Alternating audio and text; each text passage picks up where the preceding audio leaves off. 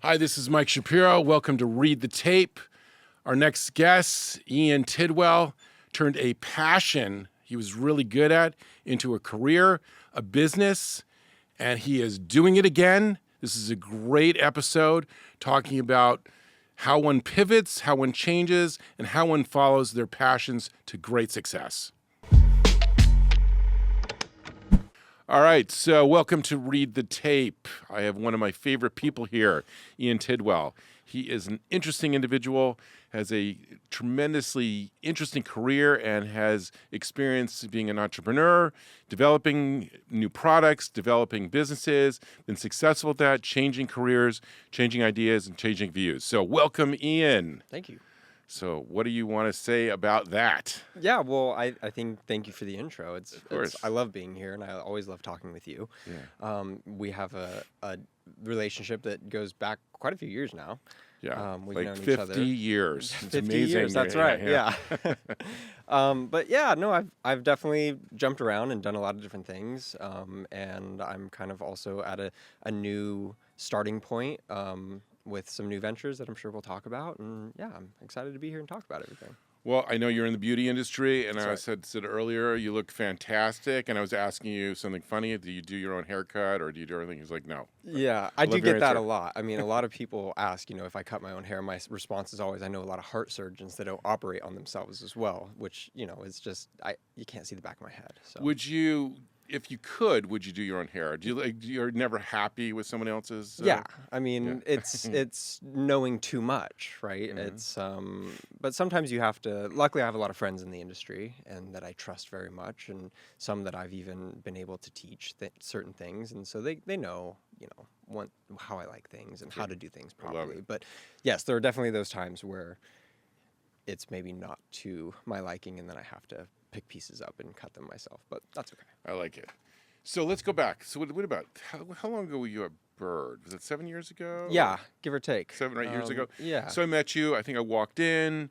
I needed to shave. I can't really shave myself. Otherwise, I look like I should need an emergency room visit. Right. You probably are looking at me right now based on the fact that I No, look so red. not at all. I did not try to shave myself. Right. And I just started chatting with you. You were really interesting. It was an interesting barbershop, more traditional sense. And you started telling me, your story, what you wanted, your needs, your wants, where you wanted to go. And I mean, let's talk about that. Yeah. Like you worked there and, it was pretty corporate, kind of a structure. Yeah, well, we have a mutual friend, and I had been cutting his hair, and he referred you to me. Okay. And Mr. Channels. Oh, and, yeah, Cedric. right. Yeah, I forgot about that. Uh-huh. Yeah, Great guy. yeah. And so... He's very groomed. Yes, very into how he looks. Yes. And so I think that was, a vote of confidence, I'm sure, for you to come in. But yeah, and I think we just got along really well, and we started talking about a lot of things. And you're obviously a very interesting person, and that's one of the... I'm the most interesting person you've ever met, right? This is very true, Okay, especially great. in this moment now. But this one of the things that I absolutely love about my profession and the industry is that I get to talk to so many unique, interesting people from so many different walks of life and backgrounds, especially in Newport Beach, where, we have, kids that grew up on the beach and surf, and that's all they want to do, and covered in sand, to, extremely successful entrepreneurs as yourself. So, yeah, we just always got along really well, and we developed a great relationship, and I continued to look up to you and come to you for advice for different things. But yeah, I think, I've always been entrepreneurial. I've always started businesses from a young age. And, I think the first real business that I started, I was probably about 13, and I was going door to door, knocking on people's doors, asking if they wanted their lawns mowed or gardening done. And I'm a pretty lean guy, and especially now in my adult age, but when I was a kid, I was even smaller. And, I, recruited my dad, who could actually push the lawnmower. Oh, that is awesome. So I was a salesperson, yeah. And so then I'd, sign up for these So you jobs. employed your dad? Yeah. Did your dad aware of this? Or he was like, what are you doing? Well, here? part of it, was I had to be carted around town. Oh, there you and go. then, I couldn't even push the lawnmower. I was so small. So, we were out there Saturday mornings, and I'm collecting payment. My dad's mowing That people's is lawns. fantastic. So that didn't last very long. But yeah, I've just always been wanting to do things, and I love talking to people. And my mother is a hairstylist. My grandmother owned a hair salon, and so it felt kind of natural to go into that line of work. And yeah, I think I've been a licensed hairstylist now for almost 10 years. Yeah, right. And during that journey, I've started my own small business. And So let's go back. So sure. I remember like seeing you as in the chair, and you were like feeling that you were stifled creatively. You were stifled from where you wanted to go. You were stifled from, I don't want to speak for you. Just tell me if I'm wrong. You know, how they wanted. You think you were the manager. You were directing sort of the marketing. You were directing a lot, and they weren't really listening to you. They were like effectively, yeah, just stay where you are. Yeah. And you were not happy, so that those drivers, you know, of you being an entrepreneur were coming to the surface. Yeah, of course. I always have a vision for everything that I'm working on. And at the time I was managing the shop, and I had a lot of different ideas on how to grow the brand and the business. It wasn't just a barber shop, it was associated with a product line as well. Yes. And so I had a lot of different ideas on how to grow that maybe just weren't being heard. And so I just decided that it was time to move on and do things for myself. And obviously there's a lot of things that come with that. There's the risk and the responsibility to do that, but also there's a lot of financial gain when you open and do your own thing. And so all of those things were attractive to me. And I think that that's probably going to be the common theme through our conversation today is I've went and worked for a lot of different people, and I've always kind of come to the conclusion that, it's best to just do it for myself and reap the benefits. I remember, not that you ever needed a push off the diving board, but I remember multiple conversations with you and talking about like just go do it. Like you've got it, you're amazing at sales. You have all this charisma. You have all the capability of doing all these things. And so I just remember saying it all the time. And I asked you, at the time, and this is really something that is incredibly admirable about you. I said, do you need any help? And you're like, no. I don't need any help. Not that you were insulted by that. And I'm like, okay. And so one day I remember going in there like, this is it. I'm done. We're opening up the beach house. That's right. Yeah. And so let's talk about the beach house, because I love that when it went from like, I've had it. I want to express my creativity again. And let's just talk like what happened. Like it just, there was the one day was it. You started looking for spaces. Yeah. Well, I think timing is everything with everything in life. And I always want to give everything the room and life that it needs. And I felt that I had given that at the place that I was at. And so that was it. It was time to do my own thing. And so I found a small space not far away and made sure that it was all going to make sense logistically from a financial standpoint, but also to are people going to follow me? There's always that potential that you leave and maybe some people don't want to go somewhere else. But everyone followed But you. yes, I was very fortunate. I mean, It was like 100%, wasn't it? It was, yeah. It's Other than somebody was related to the owner. Sure. Okay. And some of the workforce was feeling the same issues that I were too. Yeah, they came with you. That's right. And so so I opened my own space and it was, I don't want to say an instant success, but it was. felt very... It was instant. I couldn't even get in there. Yeah, we were busy. Yeah. And I always had time for you, so don't pull that with me. But and so over the next few months, really, it was very quickly that I quickly realized that, okay, I'm thinking that I actually enjoy more of the entrepreneur side of this. I enjoy the business side, I enjoy the branding side, the marketing side of building this more. And so I was starting to rack a bunch of ideas around whether it was, going into product, whether I was going to do like a clothing line, whether I wanted to expand. And, we talked a lot about having like a clubhouse space. And that was something that I've always been passionate about is community and personal relationships. And I mean, there's been plenty of times where you were in the shop in my chair and talking to the person next to us. And you kidding me? It was like social hour for me. Right. Because you'd have all these like, I love anybody who's a character. Lots of characters. Clearly a character. I would engage. I mean, I probably annoyed some of the people who were in the chair. No, we love it. We love it. No, but and that's the thing is it's again, like I said, we get to meet so many different people and it showed, especially when somebody like you was in the shop, because you are so personable and you're always willing to talk to people and help people, especially. And so I quickly realized, I was like, okay, I think that this is really where I want to be. So started looking for new spaces to expand and grow into this like kind of clubhouse idea that I had, and this was in January of 2020.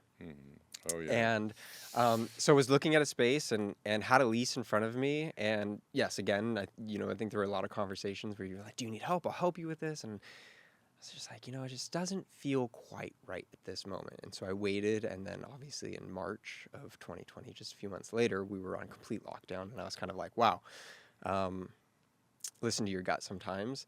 And so from then I've gone on a whole journey. We'll go down that rabbit hole, I'm sure too. But yeah, I think just that was my moment where I was like, okay, like I really want to be more than just a hairstylist. I want to do more than just cut You think hair. COVID created that event? No, I think it horizon, was I think that it was a way for me to kind of cold turkey I always kind of felt that hair picked me, that I didn't pick hair. Mm-hmm. And so being that things were really at a standstill, I took that as an opportunity to try things that were way out of my comfort zone. So I had a friend that was doing mobile personal training at the time. All the gyms were closed. And so he Right. was buying Mercedes Sprinter vans, putting all of his gym equipment in the Sprinter van, and then coming to people's homes or meeting them in parks. And I was like, gosh, I wonder, maybe we can franchise this. Maybe we can buy a bunch of vans, build a whole brand, build an app, and personal trainers can sign up for the service, turn the app on, they have a full schedule. So, in other words, the market, it's a great skill set for being an entrepreneur. The market is dictating, it's telling you things. You're like, let's respond to the marketplace. So, whether it be COVID or Sure. whatever, like, what do I need to do to fill a need? What do I need to do in my skill set to figure that out and continue my entrepreneurial journey? You felt like you wanted more. Yeah, well, to use your own words, you read the tape, and that doesn't Thank always you. necessarily mean that you're reading the tape for stocks, but Mhm.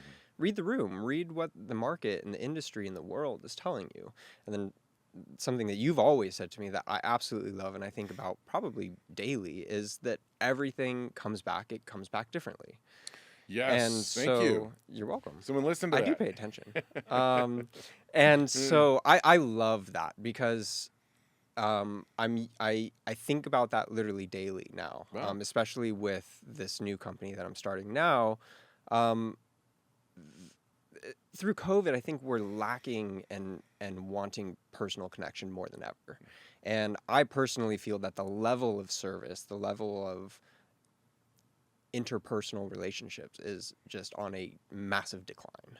So do you think that people, you're a young man, you were beyond the years of schooling as far as, what really interfered with social behavior, like if you were in high school or if you were in elementary school, and they're finding these issues now. Yeah. So you just felt that event horizon created this problem of interpersonal relationships that is a huge issue that you obviously are excellent at. And so you wanted to fix some of those issues as well, I guess. Yeah, I feel like it's been on a decline for a long time, but then COVID just kind of hyper accelerated that. We all got shoved into our homes and we're told not to talk to each other.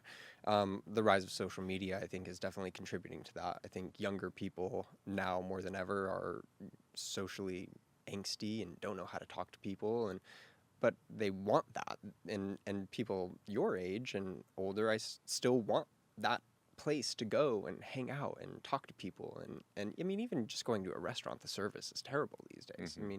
It just, I don't think that we prioritize small moments of making somebody feel good, whether that's just undivided attention and talking to them like this. I think that's rare. We're distracted by our phones or just distracted by our own egos and what else is going on. Well, you're an old soul, Ian. People have probably told you that. So you're way beyond your years of observation and listening to people and how that works. So, so you obviously do this for people that sit in your chair at this point, or you do this for others, and you pay attention, or you're being socially interactive, or you're creating an environment that people can learn how to do that. Yeah, and I love that. That's my most favorite part of what I do is, again, there's the art and craft of cutting hair and making hair look good. But I think at the core, it's much less about what you look like and more about how you feel. Sure. And Absolutely. if you feel good, then you look good, and your confidence goes up, and you can bring a whole new energy into any situation. And that's the goal. That's always been my goal. Anytime you sit down in my chair, yes, you want to look good leaving, but you should feel much better than you I arrived. always got a kick out of listening to the conversations and always be like, first of all, I think you should write a book, Musings from the Barber Chair, because, Mm, I mean, you learn about, guys or, that what they're saying and whether if they're closed or if they're honest or they're not honest or what they're trying to create for themselves. But mm, I find it fascinating, and some of them would be colossally boring. And like how do you stop yourself from not saying or correcting or coaching mm, social behavior? Almost like a social coach in the barber chair, mm. like, well, that was really boring. I don't need to hear. I don't remember one time you had somebody who was just talking about fish for like an hour. I was early. Yeah. I'm like, do you have anything else to talk about? Right. Like, I don't want to talk about bass anymore. Right. It's just really funny to me. Mhm. So, I mean, it's really an interesting position to be in. Do you try to help them or coach them in social behavior, or you just listen and you're a place for to service that issue and make them feel good for that hour? Yeah, I mean, I think both. I think Hmm. part of it is, um, as I develop a relationship with somebody over time, especially if they're a consistent client, then it's all about how you frame things. I mean, Hmm. you can coach somebody without telling them what to do just by asking thought-provoking questions. Sure. That is a form of coaching in itself. Getting somebody to think deeply about what they just said Hmm. and self-reflect. I don't think very many people do that intentionally. So when it's forced upon them, they can't go anywhere. They can't talk to anybody else but me. And if I ask a thoughtful question and they have to actually sit and think about it and respond, that can be a deeper form of coaching than me telling them, hey, you're kind of socially awkward and I think you should think about talking this way. I wish that's awesome. Can I be participatory in that? I'd just like to hear that conversation. Mm. But yeah, I just, I think it really comes back to how I was raised. I grew up in a unconventional home and was always treated as an adult, and that's not to say that I didn't have an amazing childhood, but I I just met your folks. They're great. They love you very much. yes, I Yes. my fiance will tell you that I am the most supported and loved human in the world, and I Yes. am. I you know, the joke is that I could use the restroom and my parents are like still jumping up and down for joy, for me. So, yeah, my parents are more really friends than parents to me, but we've all kind of grown up together and we still continue to learn and grow together But and there's a theme there as far as your ability to take risks. There's a mm, theme there. I mean, I've talked about my own upbringing where I was always supported in mm, whatever I wanted to do, and failure was no problem. So you have the yes, same sort of unconditional love. Like you're amazing, as you said. You went to the bathroom. My God, there's a standing ovation. You went to the bathroom or whatever it is. So right, whatever you've accomplished, I've seen your folks are just. Really proud of you. yeah. So that's really cool. So do you think that's an important part of Mm. this process? I think it's absolutely essential. If it's not external, then it needs to be internal, Mm. right? Like you have to be, you need a support system of people. I mean, I'm sure you can attest to this, regardless of your level of success or where you are in your journey of success, there are always moments where you're going, oh my God, this Mm. is so screwed, or I'm screwed, or Sure. I don't know what to do, or whatever it is. So if you don't have somebody telling you, no, you know who you are, you got this, you can move forward. And this was always your family. Yeah, of Okay. course. I mean, both of my parents, I remember being young and having my dad always tell me, like, just do what you love. Do what feels That's right to you. fantastic. It is. I And wish that everyone had that same license. mm, All parents should have that license. Say those totally. things. And I That'd be think it's fantastic. just it's about that's living authentically. Don't do what other people want you to do because they want you to do it. Do it because you want to do it. And if you are going to do it, then do it wholeheartedly and put everything that you have into that. And if it works, it works. And if it doesn't, you're going to learn so much about yourself to set you up for that next thing. And we don't society does not support failure enough. You know, we Sure. there's so much you learn from failure. You learn so much more failing than you do But you succeeding. really don't fail. No, well, that's the thing. Failure, it's just a label, right? Right. It's just a word that we've all But if collectively. something is failing, what did you Mm. do? Like you. Oh, well, I'm sure depending on who you talk to, you could say that my whole life has been a failure, right? It's all relative. Oh. And so I think that you can, you learn. I would You learn. not remotely say that. Well, You've no, accomplished everything you've ever set out to do. Of So, course, 100%. yeah. But I think, again, you can always, it's all relative. It's all how you frame everything. Mhm. I don't think that. You mean the narrative? Yeah, of course. You The set that narrative's narrative for important. yourself. So Yeah. the pivot, the narrative. It's all the That's same, great. right? It's all how you choose to look at the reality in front of you. Mhm.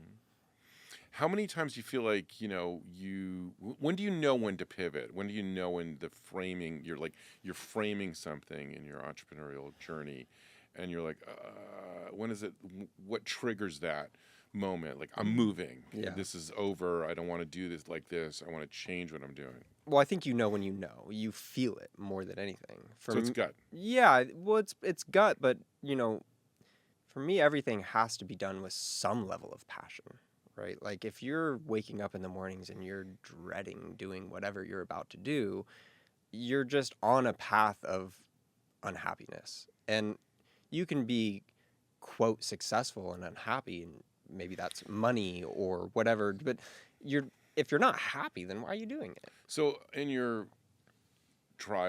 travels and all these people you meet, you're really incredibly socially capable. You meet a ton of people. You're not shy. How many people you feel like really are moving through life happy in the way you defined it? Yeah, I mean, I think I know lots of, quote, successful or rich monetarily people. I know very less people that can genuinely say that they enjoy their lives every single day. Because they lack the passion, because they lack they're stuck, because, I mean, you're an observer. I'm just curious what you see. I think it's a lot of trying to live life by other people's definition. Okay. Right? I think, like, if we really define, I mean, how many people do you know that come to the real estate office going, I want to be the next big real estate agent. I want to make hundreds of millions of dollars. They work More than you through think. that. Right. Well, and maybe they start that journey and they Right. burn out. Or they're unhappy doing that because it's not what they thought it was going to be. Or they get the millions of dollars and now they're miserable. Well, the drivers there are interesting. It's like always sort of the concept, do I want to make money or do I love real estate? And I always say to everybody, you better love what you're doing, because excellence in whatever you're doing will always bring the money. It always does. It's a byproduct. And it's a byproduct. So I always find it fascinating that people really want to, they go into careers like, I just want the money. And we're like, well, that doesn't, well, I guess it does sometimes. They can say it doesn't. But then they're miserable because they're unhappy, or Right. it's basically what you're saying. Well, so. but that's the point, though, is it's if you define happiness by the number in your bank account, okay, well, that's a journey on its own, and that's its own path, as opposed to I want to spend time with my kids and my family and be at soccer practice. or Well, I whatever mean, it money is. is a tool. I mean, it's really not for the money's a tool for options. Money, Right. what does money really create? Mm. But the ability to make choices. Mm. And so I think that the pursuit of monetary wealth is that so that you have those freedom of choices to say you wake up in the morning and then it's easier to pivot or it's easier to make those decisions. What's interesting that you bring up right now is the fact that many people are made a great deal of money and yet they're still unhappy and they choose not to pivot when they have those options or they have the ability or they have, they can change. That's fascinating to me when they've gotten to that place where they have those levers and they don't pull them. That's Well, why do you think that they don't? I don't know. I think fear of success, fear of failure, being stuck. I think that I've met a lot of people like this, and But I think can you unpack that more? Like being stuck, being fearful of what though? And then once you are at that point, what do you do? And does it really matter? I think that it does to the people. People tend to define themselves with sometimes their career. People tend to define themselves with their work. People define themselves with lots of things, and it's almost like this is a personality. It's almost like departing from a personality or departing from a life. Like fear of what does that mean? Will I not have people who? Will I not have friends? Will I be a dismal failure? Will I not have those resources anymore? I think there's a lot of people that connect themselves. They can't isolate, like, hey, I'm not happy. Why am I not happy? What am I doing that's making me not happy? Why am I not passionate? Was I ever passionate about this to begin with? I mean, this sort of self-reflective, ability, like you've done that your entire, you did that as a kid. You were like reflecting on, what do I do? I can't push the lawnmower. Hey, Dad, come over here. Push the lawnmower for me. So you've always sort of done that. I want to be passionate about doing these things. So We see that a lot in athletes. yes, Whether that's college athletes or professional athletes, at some point your body just cannot do what it has been doing, and then you get out of that, typically as a professional athlete, sometimes with a lot of money, and then you still have a whole life ahead of you. Sure. And they have this massive identity crisis Sure. because they were a football player or a hockey player, and now they're not, and now they don't know what to do.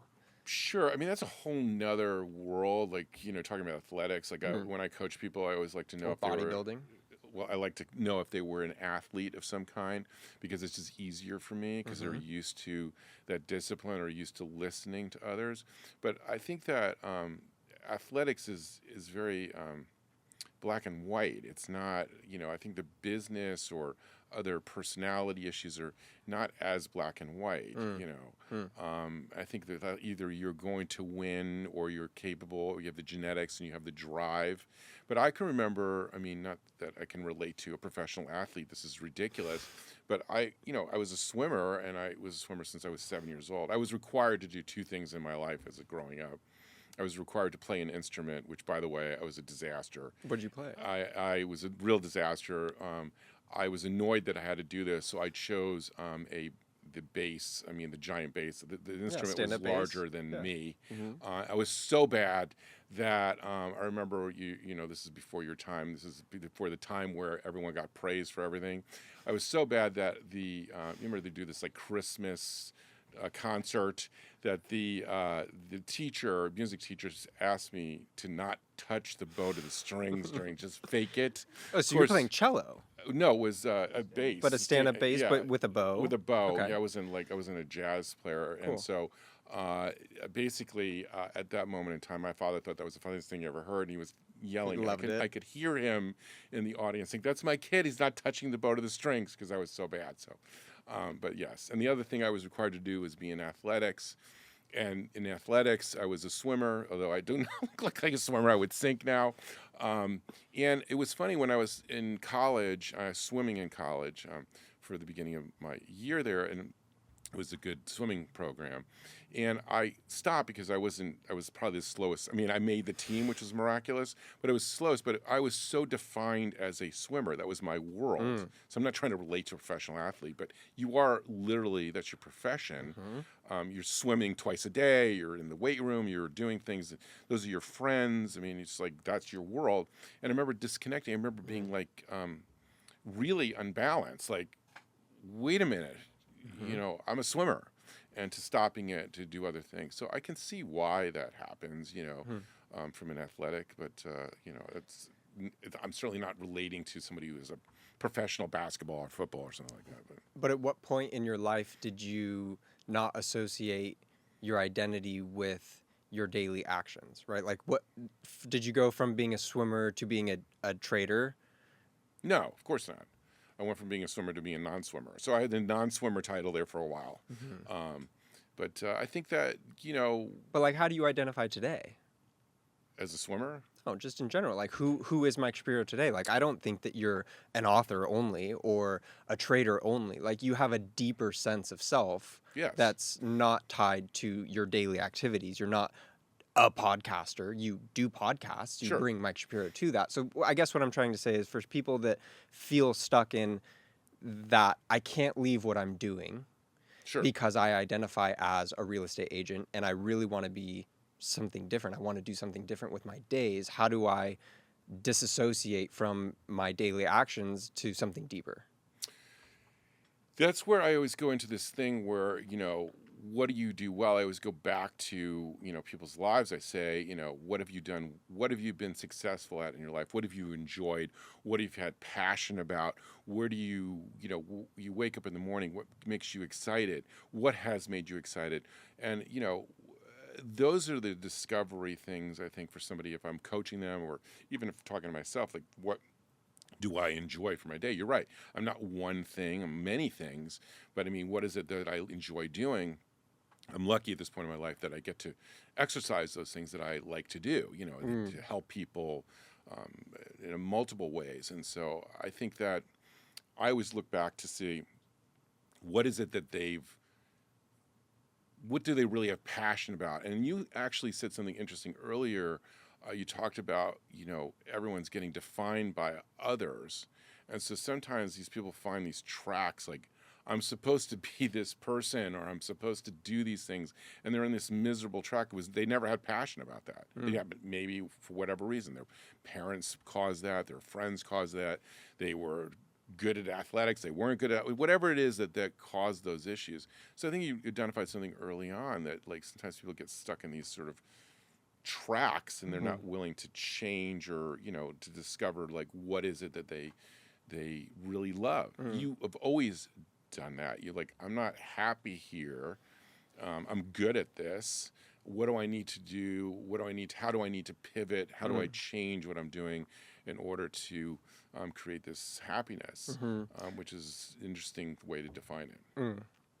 So step one would be to identify that you're stuck.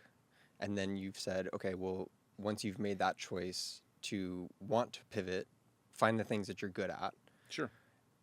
And then what would you feel is like the most immediate actionable response to then identifying what you're good at and where you potentially want to be and moving towards that? What is the immediate response when people do that? What do you do? Like Fear. what? So, well, sure. Fear. But so I guess what I'm trying to get at is you just had Cody Human Yes. on, Yeah. and he talked a lot about building personal brand Yes. and reinventing himself. Yes. Which I think is exactly what we're talking about Yes. here, right? So where do you feel, so for myself, let's just say, I've been a hairstylist for 10 years and that's not my true calling and I want to figure something else out. You would tell me, well, what else are you good at? And I say, well, maybe I'm good at communicating with people and I'm good at marketing, but now what? Well, I mean, you're passionate about something, you're good at something, so it's an offshoot of what you're doing now. I mean, we should talk about that. So you're developing a product line. So it's an offshoot, you're an expert at something. It's not like you don't have a passion for cutting hair, it's just that you're like, you want more. And so you're sort of staying in your lane, but you're creating something that's a passion for you, hair care products. And let's talk about this new business idea and what drove you to do that. Well, so the previous 4 years I did the opposite. I didn't stay in my lane and I went completely the other way. I've just recently, beginning of this year, left a job that I was working at a venture capital based tech company that I had no place in being at, and I only got that position because the CEO is a friend of mine, which I'm very grateful for, and I learned so much being there over the 2.5 years that I was there and running all kinds of different things. But yeah, I came back to that point of like, I got to come back to what I know and where can I truly provide value for people. And from a tangible skill base standpoint, it's hair. And so I was able to now, I'm starting my own hair care company. It's a professional line. And I'm using this as an outlet to express myself and to do the things that I want to do and love. And so, we're in very, very early, pre-launch stages. But what is the narrative? You talked about this. Like, what is the narrative of this product? So, why? So the company is called Well, and the tagline is whatever you do, do it well. And the idea is that I want to develop something with our consumer knowing that I put every ounce of my brain and thoughtfulness into the product so that you don't have to worry about your hair and you can focus on what makes you you so that you can do whatever it is that you do well. But more deeply rooted in the business practices and the marketing and the way that I want to actually execute this business is nostalgia, because everything comes back. It just comes back different. It's true. And so I think that there are a lot of business practices that got a lot of the big companies like Paul Mitchell or Kevin Murphy or these other hair care companies to where they are now that are not being done currently, mainly based on the bottom line and trying to be as profitable as possible. And of course, making money is always a goal when you're starting any venture. Sure. But I really want this to just be what every business should be and follow those best business practices, just human connection and service. So this product, is have you done the formulations? Have you set I'm in the lab? process. Okay. Mm-hmm. And so you're driving this product based on active ingredients. You're not driving it just to make money. So you're not choosing less expensive active. You're choosing the most expensive. It's quite the opposite. Work. Exactly. Yeah. So I think now the trend is, clean and trying to be sulfate and paraben free, but that doesn't mean that it's not toxic, right? Mm-hmm. So my family has, various individuals have different sensitivities to different ingredients and products. And a lot of these products that we're putting on our body and in our body are marketed as sulfate, paraben free, which Sure. they might be, but that doesn't mean that they're not toxic. And so then there's like the other end of the spectrum where everything is credo, it's natural, it's the most organic, but it doesn't perform. Mm-hmm. And so there is a happy medium where synthetic is not necessarily the enemy, but toxic is. And so I want this to be a product line focused on performance, but following those business practices that I think everybody should be doing that is non-toxic. But that's not my focus. So Ian, I'm going to coach you a little. Sorry, Please. Right now. So give me a sentence. What is well? One sentence. Well is the non-toxic product that performs. Okay. So we need to clean that up a little. Just a little. Mm-hmm. We need to work on that. Yeah. So non-toxic, because it's sounds like negative. So I don't know. I don't know if I could do that right now with you, but I mean, I just think that, this is a product that's representative of you, your narrative, and you always do everything to excellence. I am going to work hard. I'm going to do it excellent. Whatever this product does, it's going to do well, and it's not going to hurt you. So I don't know. I have to figure that out. Maybe I'm wrong about that, but I mean, you're totally right, and that's exactly where I'm at with this business. I mean, I'm in the still very high level ideation phase of Sure.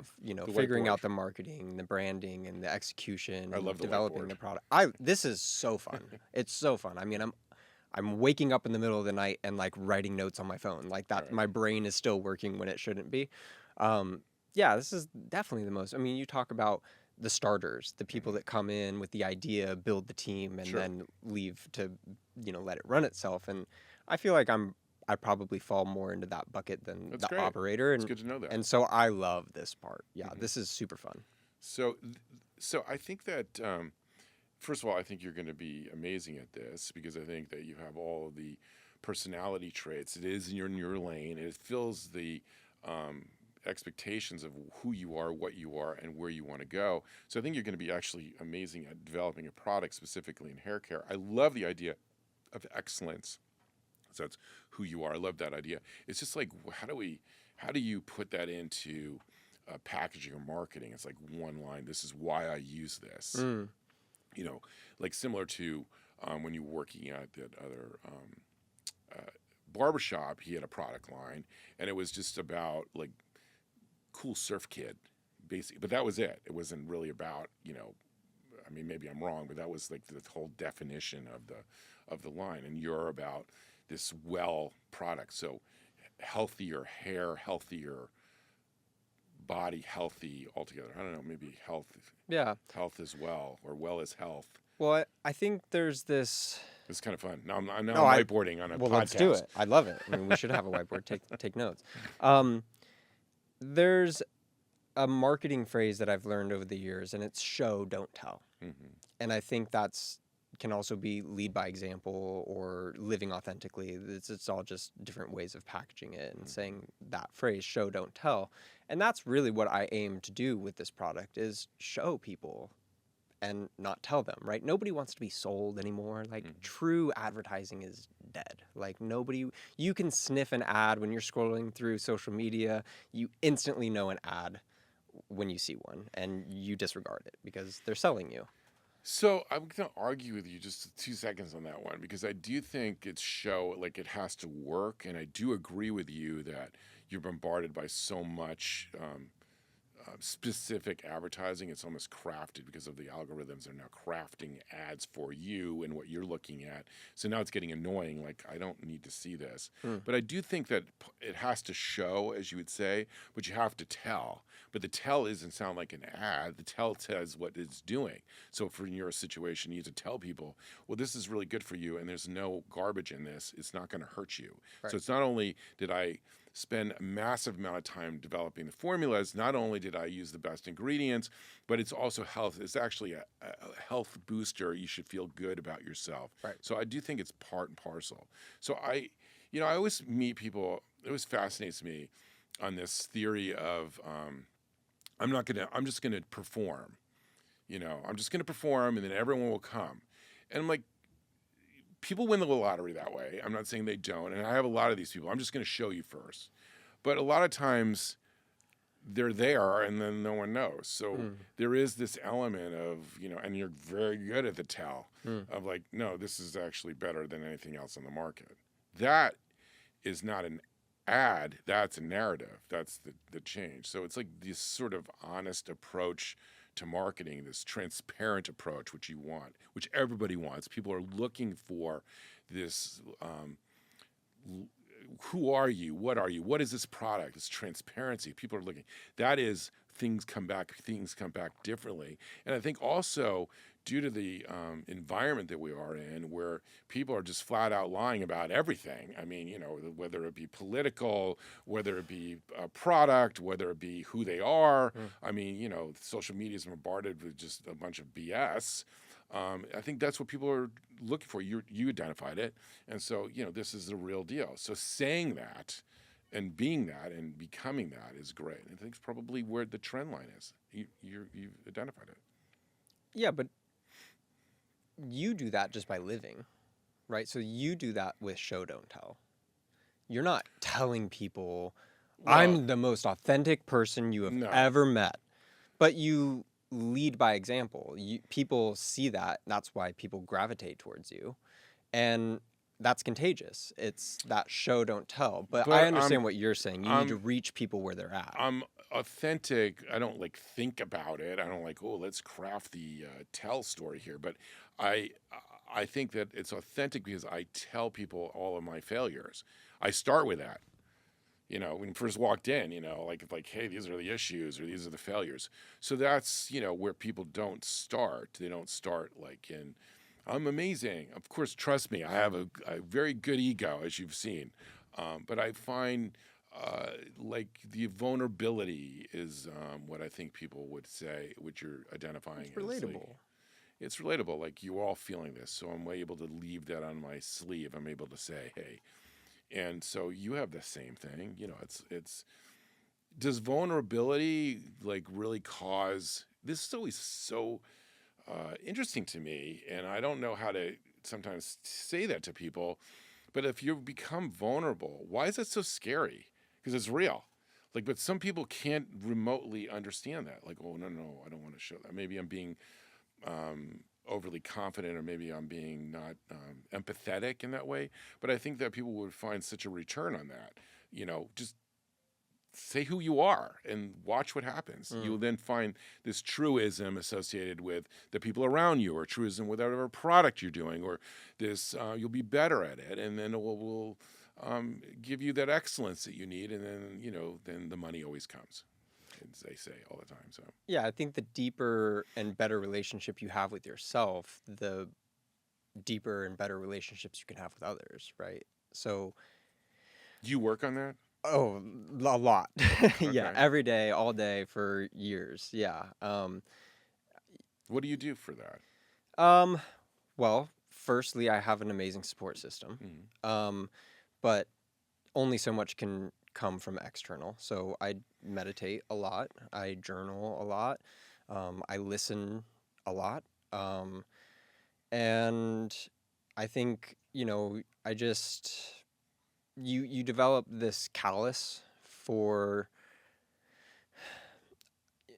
it's not listening to other people. It's just being selective with what you take personally. I think there's this quote that says, anything anyone ever says to you is more about the relationship they have with themselves than it is the relationship they have with you.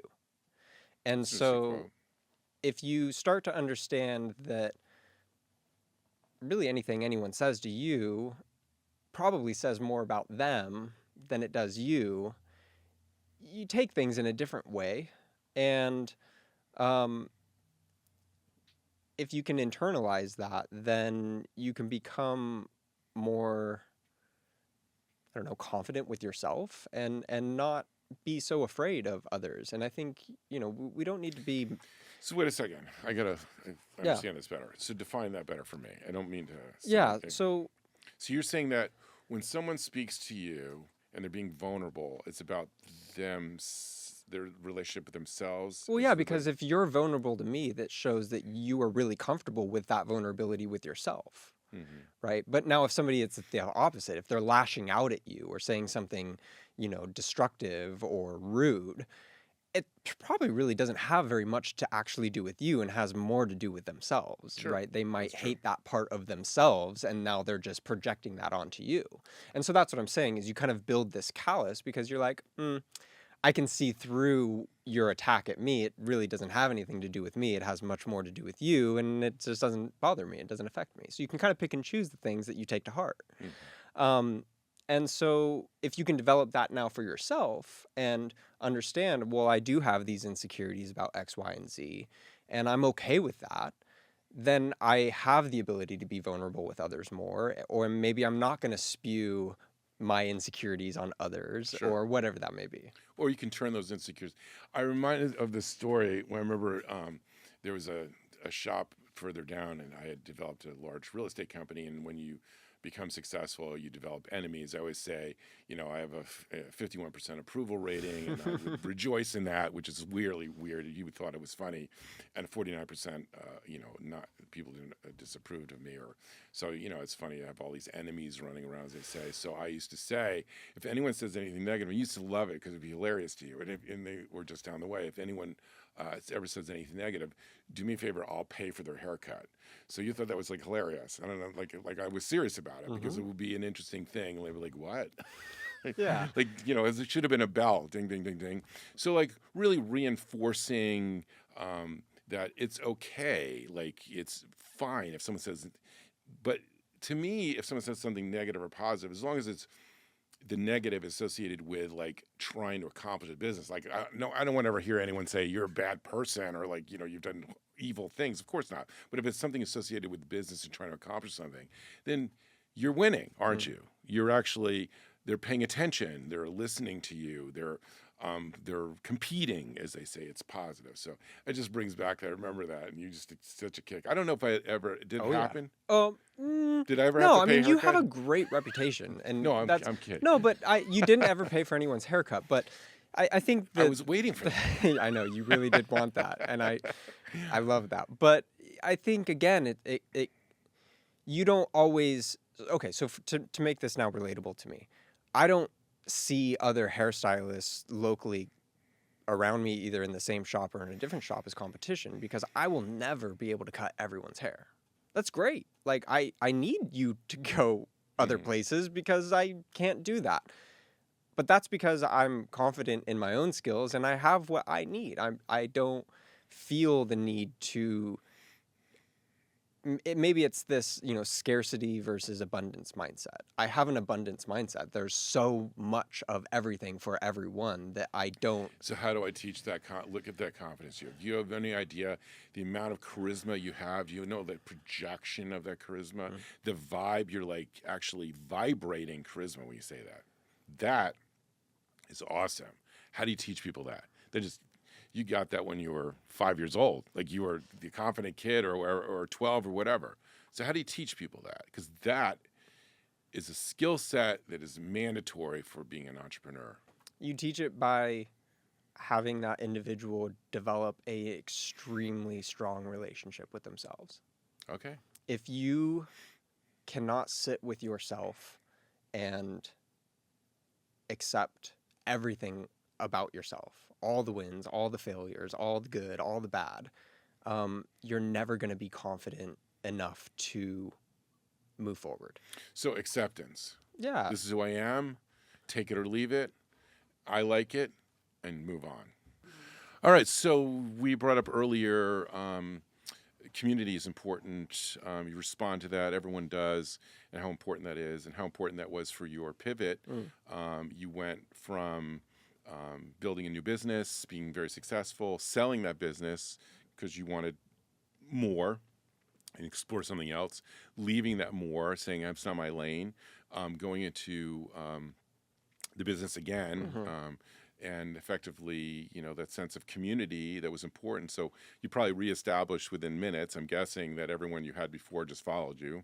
Well, yes and no. So I reestablished in a new location. So initially I was in Newport Beach, and now I'm down in San Clemente, which isn't too far away, but just far enough away to where, it's not just a light switch. And I stepped away for a decent amount of time.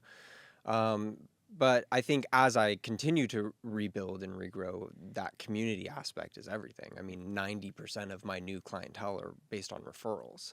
But even deeper, it's about establishing deep interpersonal connections with each individual that sits in my chair so that I do get a referral. And so that sense of community of just being established in that local small community, knowing other business owners, knowing the people, walking the dog down the beach trail and seeing people, I love that. And that's everything. And that will slowly roll over then into the hair care company that I'll start, just as, being a more established, influential business owner in the local community, and then expanding that out to hopefully. So that's part of the show.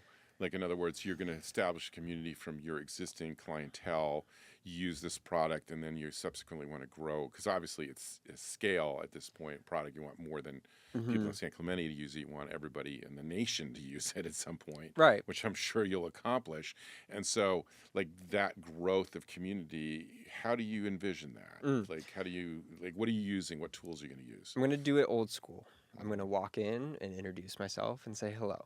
I think that to get started, you must do the unscalable things. Time is not a scalable thing. Me walking into a salon and introducing myself will never scale. Love what you just said. I'm going to use that. So, the beginning is not scalable. It's about doing the really non-scalable, inefficient sense of relationships. Yeah. That is fantastic. Well, that's how you develop a true identity, right? And then it's not the issue of scaling. It's about how do you stay authentic, right? How do you not just, quote, sell out, get bought, and then lower my standards of ingredients to hit that bottom line and, automate everything, and now there's no human contact. Like, that's what I'm most fearful with this company. I'm not fearful of failing or not growing. I'm fearful of growing too quickly and losing the authenticity of the company. So yeah, I think, but to come back, I mean, community is everything in that standpoint. I mean, just from the relationships that I need to develop with my retailers to the relationships that I have with our end consumer. And then it's about being creative, to touch and interact with each of those people, whether that's social media or in-person events or whatever that may be. Those are all the things that I'm like constantly thinking about and trying to establish. I think old brands did that. because there was no other way to grow. There wasn't social media. There wasn't online automated shipping or whatever. This is great. You've identified like it's coming back differently. So you're saying, you know what, I'm bombarded by this like efficiency associated with this social media where I can blast my thing out to millions of people and no one's paying attention. Versus me, I'm going to knock on your door, whether it be a salon or a store, and like, this is who I am, this is what I do, this is what I use and why. And it's like, all right. So I like it.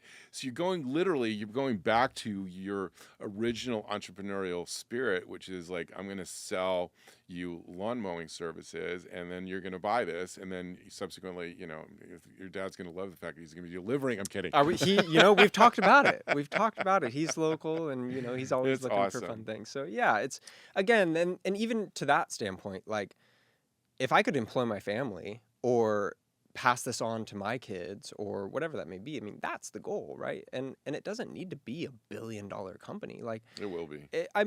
Sure. I think it's about setting it up in a way that it has that potential, but just being happy with what comes, and not putting the pressure on it being $1 billion company, and just trying to enjoy the process and loving every step of that journey, and being intentional with it all too. Well, Ian, you're an amazing individual. You've got your proverbial shit together. I love following your career path. I love how successful you've been. I love the fact that you identify. I love the fact that you pivot.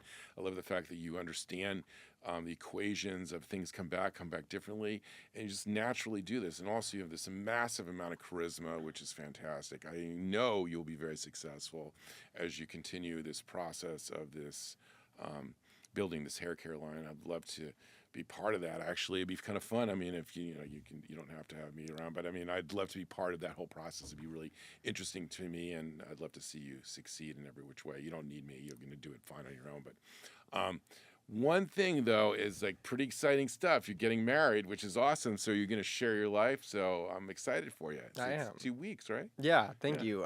Well, just to go back on your remarks, you've helped me immensely just through our conversations, and I hope that this conversation, among all of our conversations, prove that I do listen, and you do say very valuable things. Thank you. Yeah, You don't like I my other appreciate line? Do everything opposite? Well, and I've done that at times as well, and here we are. So, no, I mean, you've been a huge support, and even just a vote of confidence. Sometimes that's all that's needed, and you've always been that for me, so I'm deeply appreciative and very grateful.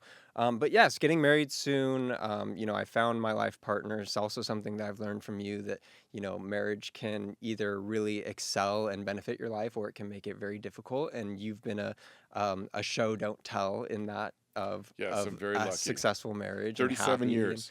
It's amazing. And I've found my person, and she's outstanding and is extremely supportive through all of my shenanigans. And we're super excited. Well, I'm really, really happy for you, and I Thank can't you. wait for the kids. Yes. And I'm sure your parents can't wait for the kids. Very excited. Yes. They're probably already bugging you about it. You're not even married yet. Yeah. I mean, well, I want kids too. I mean, I get to pass on that kind of relationship that I have with my parents and establish that with my kids. And yeah, we're very excited. Well, Ian, it's always a pleasure. I'm going to have you back again, if you don't mind, because I want to see the products. Be great. And I want to have them on air. So I'd love that. It's a pleasure. Always an honor. Yes. Thank you. Great episode. Ian puts words into action, a hard skill set. So when he says something, he does it, and he figures out how to do it. He also uses teamwork to do it. He asks questions, he gets help, and he achieves this all on his own, which is really astounding. I'm really proud of Ian for where he's gone and where he's going. So this is a great episode about entrepreneurial spirit, about putting your words into action and executing on what you say you're going to do and following your passions. So watch this episode, because I'm certainly going to watch it multiple times. Thank you for checking out the show. If you like our show, please remember to like, subscribe, and follow us. Also, Rate us 5 stars and leave a review. Remember, if they can give you 6 stars, make sure you hit that as well. And of course, get out there and read the tape and tell all your friends about our show. If you want to get in touch with me, direct message me, which is what you say when you're over a certain age, or DM, or email us. You can also find us on Instagram, TikTok, YouTube, and once again, it's on Read the Tape, The Shapiro Method. Thank you for listening. I'm Mike Shapiro, and we'll be back next Thursday.